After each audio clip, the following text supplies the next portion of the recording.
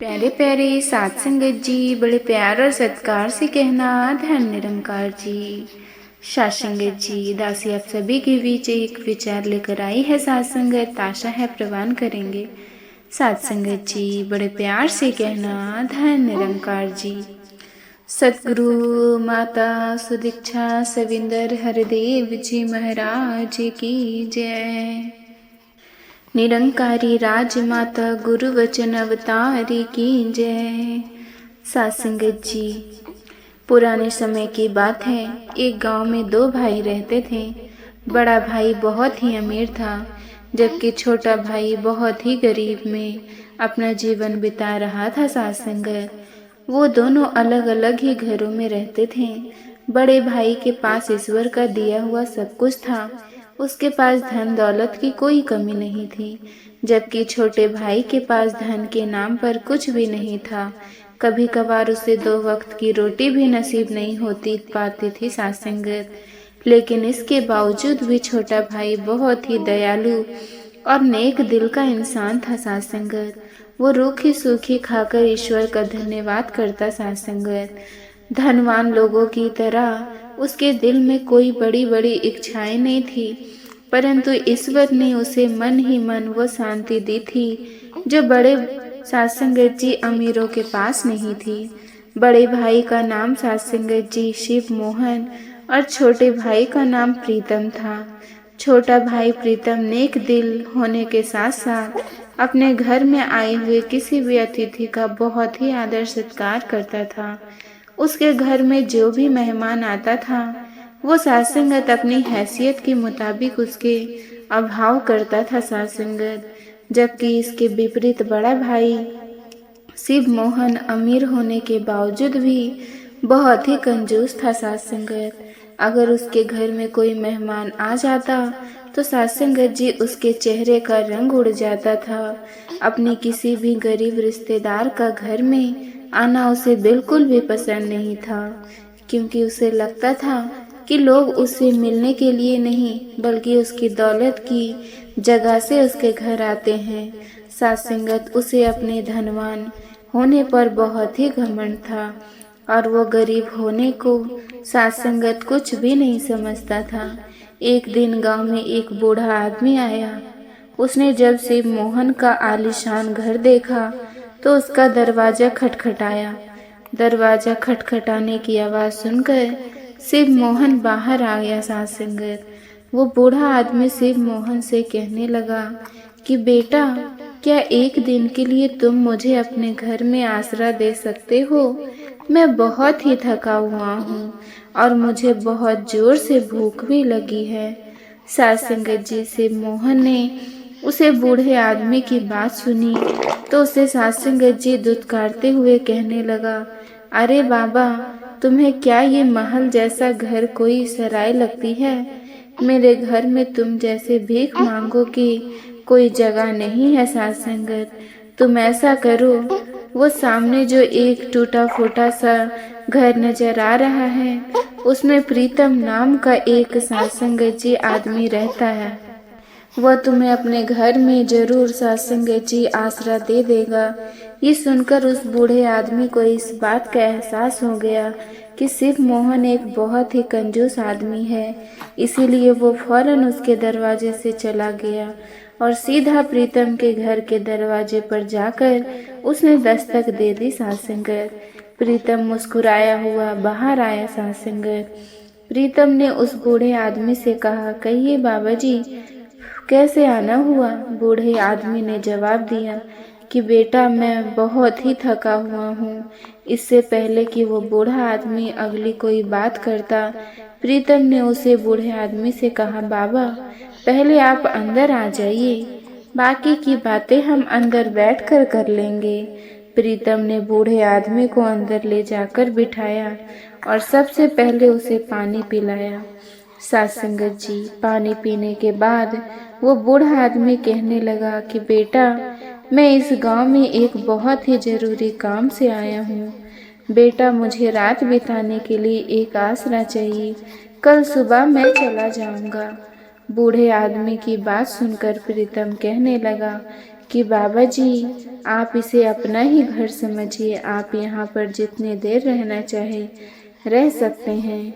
ये सुनकर वो बूढ़ा आदमी बहुत ही खुश हुआ। साथ संगत, रात होने पर प्रीतम ने उस बूढ़े आदमी को सामने भोजन परोसा। साथ संगत जी, और साथ संगत, भोजन में सिर्फ नमक, रोटी और पानी ही था। साथ संगत, यह देखकर वो बूढ़ा आदमी समझ गया कि प्रीतम की हालत बिल्कुल भी अच्छी नहीं है, लेकिन इसका दिल बहुत ही बड़ा था। साथ संगत, बूढ़े आदमी ने वो नमक रोटी बहुत ही खुश होकर खाई। साथ संगत, खाना खाने के बाद वो प्रीतम से कहने लगा कि बेटा, मैं जिस काम के लिए यहाँ घर पर आया हूँ, मैं चाहता हूँ कि मैं तुम्हें भी उसमें शामिल कर लूँ, ताकि तुम्हारी हालत में थोड़े बदल जाए। साथ संगत, प्रीतम ये सुनकर कहने लगा कि बाबा, मैं आपकी बात को ठीक से समझा नहीं, आप मुझे किस काम में शामिल करना चाहते हैं? तब उस बूढ़े आदमी ने धीमी आवाज में कहा कि बेटा, आज से 50 साल पहले मैं इसी गांव में रहता था। उन दिनों मेरे पास धन दौलत की कोई कमी नहीं थी। मेरे पास बहुत सारे सोने के सिक्के और कीमती सामान था। मेरा एक भरा पूरा परिवार था। साथ संगत, जिसमें मेरी पत्नी और 2 बच्चे थे। एक दिन साथ संगत जी, मेरी पत्नी का देहांत और बच्चे नाव में साथ संगत बैठकर दूसरे गांव में जा रहे थे, तो नाव को पलट जाने से साथ संगत जी हो गई, क्योंकि मैं उनके साथ नहीं था, इसीलिए मैं बच गया। साथ संगत जी, अपने पूरे परिवार के खत्म हो जाने पर बाद मुझे बहुत ही दुख हुआ। मैं कई दिनों तक अपने घर से बाहर नहीं निकला। मैं बाहर ही दुनिया से अपना नाता तोड़ चुका था, और मैंने ये फैसला किया कि अब मुझे अपना बाकी का जीवन ईश्वर की भक्ति में लगाना चाहिए। ये फैसला करके मैंने तीर्थ यात्रा पर निकलने का विचार बनाया। मेरी तीर्थ यात्रा काफ़ी लंबी होने वाली थी, इसीलिए मैंने अपनी सारी धन दौलत किसी सुरक्षित जगह पर छुपा जाने का फैसला किया, और तब मैंने अपने सारे खजाने को इकट्ठा किया। साथ संगत, और उसे पास के ही जंगल में छुपा दिया। लेकिन एक सोने की ईंट मैंने अपने पास ही रख ली, ताकि उसे बेचकर मैं कुछ रकम हासिल कर सकूं और अपने तीर्थ यात्रा पर जा सकूं। साथ संगत जी, अपनी यात्रा पर निकल पड़ा। एक दूसरे शहर में जाकर जब मुझे कुछ पैसे की ज़रूरत पड़ी, तो मैंने वो सोने की ईंट उस शहर के एक सुनार को बेचने का फैसला किया। जब मैं वो ईंट लेकर सुनार के पास गया और मैंने वो सोने की ईंट उस सुनार को दिखाई, तो साथ संगत जी, उस सुनार के मन में लालच आ गया, और उसने बजाय इस ईंट की कीमत देने के मुझ पर चोरी का झूठा इल्ज़ाम लगा दिया और साथ संगत मुझे फंसा दिया। वहाँ के कोतवाल ने मेरी एक ना सुनी और मुझे चोरी के जुर्म में कारागार में डाल दिया गया। साथ संगत, आज मैं कई सालों के बाद अपनी सज़ा पूरी करके अपने गांव में वापस आया हूँ, और अब मैं अपनी उस छिपी हुई दौलत को निकालना चाहता हूँ। इसीलिए मैं चाहता हूँ कि तुम भी इस काम में मेरा साथ दो।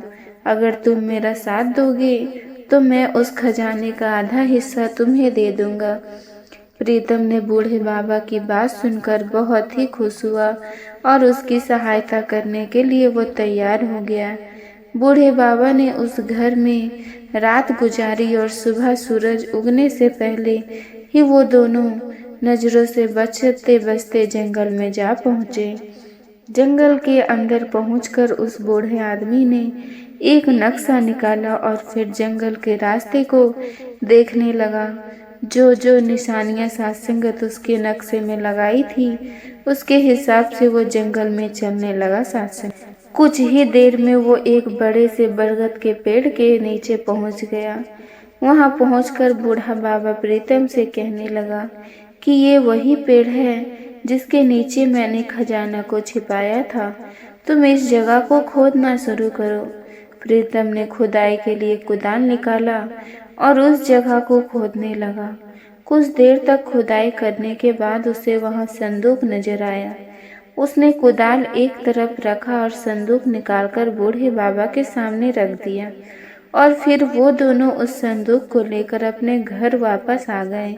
घर पहुंचकर जब उन्होंने वो संदूक खोला तो उसके अंदर सोने की ईंट और सोने की मोहरें भरी हुई थी सासंगत, जिसे देखकर प्रीतम हैरान रह गया। बाबा ने उसमें से आधा सोना निकालकर प्रीतम को दे दिया और बाकी का आधा सोना संदूक में ही पड़ा रहने दिया। बूढ़े बाबा प्रीतम से कहने लगे कि बेटा, इस सोने को बड़ी सावधानी से इस्तेमाल करना, कहीं ऐसा ना हो कि तुम भी मेरी तरह से किसी मुसीबत में फंस जाओ, क्योंकि मेरे पास तो सिर्फ एक ही सोने की ईंट थी, जिसे देखकर सुनार के मन में लालच आ गया था और उसने मुझे फंसा दिया था, जबकि तुम्हारे पास तो इस वक्त बहुत सारा खजाना है, इसीलिए तुम लोगों से बचकर रहना। प्रीतम को सारी बात समझाने के बाद बूढ़े बाबा ने अपना संदूक एक बड़े से कपड़े के झोले में डाला। फिर कहने लगे कि ये खजाना अब मेरे किसी काम का नहीं, मैं ये सारा खजाना गरीबों में बांट दूंगा। इसके अलावा जंगल में एक जगह और भी है जहाँ पर मेरा बाकी का खजाना गड़ा हुआ है। इस बात साथ प्रीतम की पत्नी भी सुन रही थी।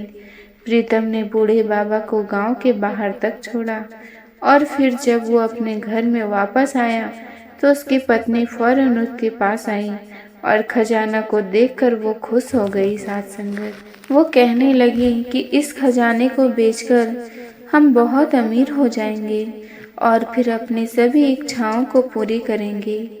इसके बाद प्रीतम ने थोड़ा थोड़ा करके उस खजाने को बेचना शुरू कर दिया। देखते ही देखते प्रीतम के हालात अब बदलने लगे थे। उसने सबसे पहले अपने पुराने मकान की जगह एक बड़ा सा मकान बनवाया। अब उसके घर में सुख सुविधा के सभी सामान मौजूद थे, लेकिन इतना अमीर हो जाने के बावजूद भी उसके मन में बिल्कुल भी घमंड नहीं था। उसके घर में जो भी मेहमान आता वो पहले से ज़्यादा बढ़ चढ़कर उनकी सासंगत जी आओ भगत करता। अपने दरवाजे पर आने वाले गरीब और सासंगत दीन दुखियों की वो धन देकर सहायता करता। अब तो गांव के लोग उसकी पहले से ज़्यादा इज्जत करने लगे थे। उसके अमीर होने की खबर अब सासंगत जी उसके बड़े भाई शिव मोहन को मिली तो वो अपनी पत्नी को साथ लेकर छोटे भाई प्रीतम के घर पहुंच गया और बड़ी हैरानी से देखने लगा कि उसका छोटा भाई, जो कि पहले इतना गरीब था और इतना अमीर, सासंगत जी कैसे हो गया सासंगत। लेकिन प्रीतम ने भी इस बारे में उसे कुछ नहीं बताया और बस इतना ही कहा कि ये सब तो भगवान की कृपा है। प्रीतम और शिव मोहन की पत्नियां एक दूसरे से बहुत ही जलती थी और फिर शिव मोहन की पत्नी प्रीतम की पत्नी से जलकर कहने लगी कि तुम लोग जितना भी अमीर हो जाओ, लेकिन हमारी बराबरी कभी नहीं कर पाओगे।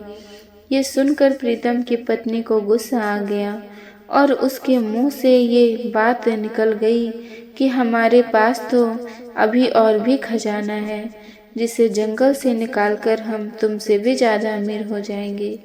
शिव मोहन की पत्नी, जो कि बहुत ही दृढ़ थी, घर जाकर वो अपने पति शिव मोहन से कहने लगी कि तुम्हारा भाई जंगल से कोई खजाना निकाल कर लाया है, जिससे वो इतना अमीर हुआ है। उसकी पत्नी मुझे बता रही थी कि जंगल में और भी खजाना है सासंगत, जिसे निकालकर वो हमसे भी ज़्यादा अमीर हो जाएंगे। मैं नहीं चाहती कि इस गांव में कोई हमसे भी ज़्यादा अमीर हो जाए। सासंगत, आप किसी भी तरीके से जंगल में सासंगत दबे हुए उस खजाने को ढूंढने की कोशिश कीजिए, ताकि मैं आपके भाई प्रीतम की पत्नी को मुंह तोड़ जवाब दे सकूं। शिव मोहन अपनी सासंगत जी की बात सुनकर हैरान रह गया और बोला, लेकिन जंगल से खजाना ढूंढना इतना आसान काम नहीं है। मुझे तो लगता है कि वो बूढ़े बाबा जिसे हमने घर से निकाला था, अवश्य उसी ने ही प्रीतम को उस खजाने के भेद के बारे में बताया होगा, क्योंकि वो बूढ़ा आदमी इससे पहले कभी भी हमारे गांव में नज़र नहीं आया था सासंगत। और सासंगत जी, उसके यहाँ जाने के बाद ही प्रीतम इतना धनवान हुआ। असल बात तो यह थी कि शिव मोहन भी ये नहीं चाहता था कि उसका भाई उससे भी ज़्यादा धनवान हो जाए, और तब उसने खजाने की तलाश करने का फैसला किया, जबकि सासंगत वो खजाना तो उसका था ही नहीं। उसे इस बात की कोई परवाह नहीं थी कि किसी दूसरे के खजाने को निकालना चोरी का काम है। उसके दिमाग में तो सिर्फ खजाना का ही भूत सवार था। सासंगत अब तो वह हर समय अपने भाई प्रीतम की निगरानी करने लगा। कुछ दिनों के बाद वो बूढ़ा आदमी एक बार फिर से उस गांव में वापस आया, तो शिव मोहन ने उसी गली में से गुजरते हुए देख लिया। अब तो शिव मोहन उस बूढ़े आदमी की हर हरकत पर नजर रखने लगा। बूढ़ा आदमी सीधा प्रीतम के दरवाजे पर गया। जब उसने प्रीतम का इतना बड़ा घर देखा तो बहुत ही खुश हुआ। बूढ़े आदमी ने प्रीतम के दरवाजे पर दस्तक दी। प्रीतम जब बाहर आया तो बूढ़े आदमी को देखकर उसके चेहरे पर मुस्कान आ गई। बूढ़े ने सासंगत जी अंदर आने के लिए कहा, लेकिन बूढ़े बाबा ने कहा, बेटा, मैं बहुत ही जरूरी काम से यहाँ आया हूँ।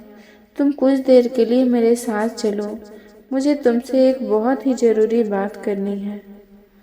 प्रीतम और वो बूढ़ा आदमी दोनों जंगल की तरफ चलने लगे। शिव मोहन उनका पीछा कर रहा था।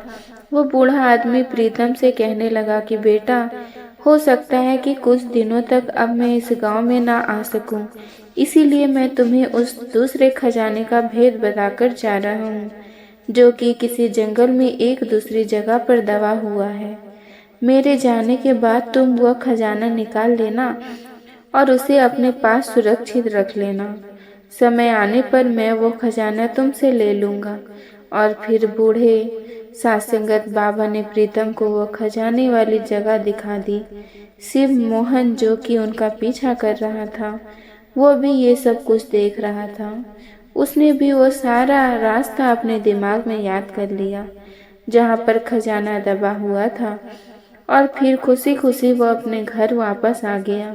फिर पहुंचकर उसने अपनी पत्नी से कहा कि मुझे खजाने का सारा भेद मालूम हो गया है, अब बहुत जल्दी मैं खजाने को वहां से निकाल लूँगा।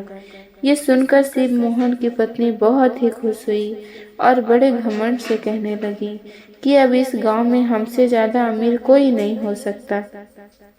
सासंगत जी, घमंडी होने के साथ साथ वो औरत बहुत ही मूर्ख भी थी। इस घमंड में वो सीधा प्रीतम के घर आ गई और प्रीतम की पत्नी से कहने लगी कि इस गांव में सबसे ज़्यादा अमीर तो अब हम ही रहेंगे, क्योंकि मेरे पति को भी जंगल में मौजूद एक खजाना मिला है, जिससे निकालकर हम लोग एक बार फिर से तुम लोगों से आगे निकल जाएंगे। इतना कहकर वो इतराती हुई अपने घर वापस चली गई। सासंगत जी, प्यार से कहना धन निरंकार जी। सासंगत जी, आप जी को ये विचार पसंद आया हो तो चैनल को सब्सक्राइब जरूर कीजिएगा। सासंगत जी, प्यार से कहना धन निरंकार जी।